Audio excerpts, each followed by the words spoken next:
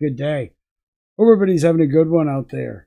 So we got some more vinyl pickups. We finally got a chance to get back over to Patrick's Books and Records over on 19 in Port Richey, Florida, and we there's a lot of stuff there. They've been getting a lot of just awesome stuff, and we were able to get over there and pick up some of that awesome stuff.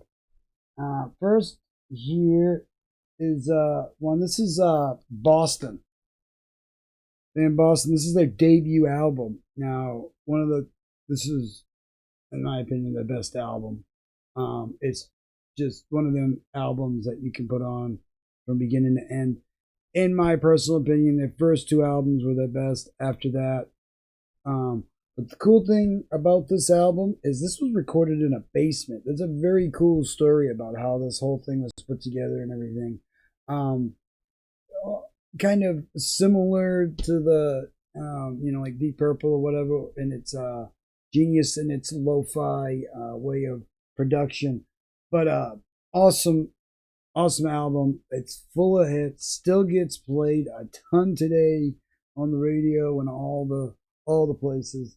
So definitely, if you're even the slightest bit of a Boston fan, this one right here, this first one. And then they always had like cool spaceships and stuff. They always had some awesome art with their stuff. So we got a couple of Zeppelins. We get these. We got one that I heard an awful lot growing up, Led Zeppelin 2. Although I heard most all the Led Zeppelins growing up. They were like a staple. And it's a solid album, from front to back, just excellent. Much like their first one, and much like this one, Led Zeppelin. Now, this one, I remember when I was a little kid, I would stare at this for hours, wondering, what that wizard was all about, what the little town. I mean, there's all sorts of stuff. Now, they are, or Robert Plant at least, was a huge J.R. Tolkien fan. And there's quite a few songs that have references to the Tolkien trilogy, or even The Hobbit, especially like the song Ramble On. But there's other songs that have, where they allude to characters or things in Lord of the Rings. So they were singing songs about Lord of the Rings before it was cool. Very cool. Now, here's another one. Another album I used to have in the collection. Got to get it again. He, in the 80s, was, in my opinion, that was his best time, where he was putting out solid albums. This guy could not put out a bad album if he tried. Every time an album would come out, at least 2 or 3 songs would, straight up the charts or be played a ton on the radio. He had a fabulous show, awesome live show. He sounded awesome live. He's always been a great live performer.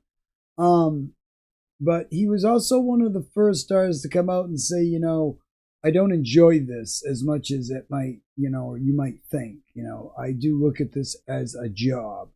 And he got a lot of flack for that at the time, because people were like, oh, he's unappreciative, he's a millionaire, and blah, blah, blah, blah, blah. And it's like, people really weren't understanding, where he was coming from. It's like, he's trying to tell you, this isn't as cool as it looks. This is work. And, now later on, we know a lot more. We've seen a lot more behind the scenes. We get to see that the stuff that these stars get put through, and why some of them I feel aren't making enough, and some of them perhaps making way too much. But that's another discussion for another day. The Doors, their first album, classic. You can't go wrong with it. It's it. If you got this and the Doors' greatest hits, you could but a lot of songs on the greatest hits are right from their first album. But yeah, this whole album is a great ride. When you gotta also put yourself in the when this first came out, this was during that it was helping give birth to that whole psychedelic era, and was a big part of that. And Jim Morrison was not shy when it came to those things. And really telling people to be alive and to go out there and live. And he certainly did live a couple of lifetimes in his lifetime, in his short time on this planet. But yeah, the Doors definitely was an awesome album. And another one we got here, an excellent underrated album, I think, is Blue Oyster Cult, Fire of Unknown Origin. Now, this has a song that's on the heavy metal soundtrack, the Psychic Warfare song. Yeah, the whole album, it's an excellent album. It's underrated. I know, like other albums like Don't Fear the Reaper and stuff like that. The album with like Godzilla, they got an awesome live album and all that, or a few, I think. But yeah, I always used to listen to it a lot when I was younger. I used to stare a lot at all the masks, because, well, life was a little bit more boring, I guess. But anyway, all these masks, they're all different.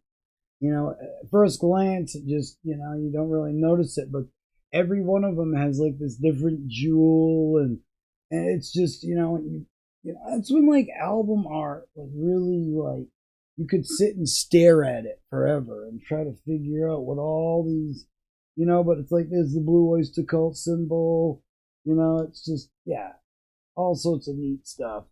But yeah. So we got that. We also got he just gave us this because it's 25 all-time family favorites.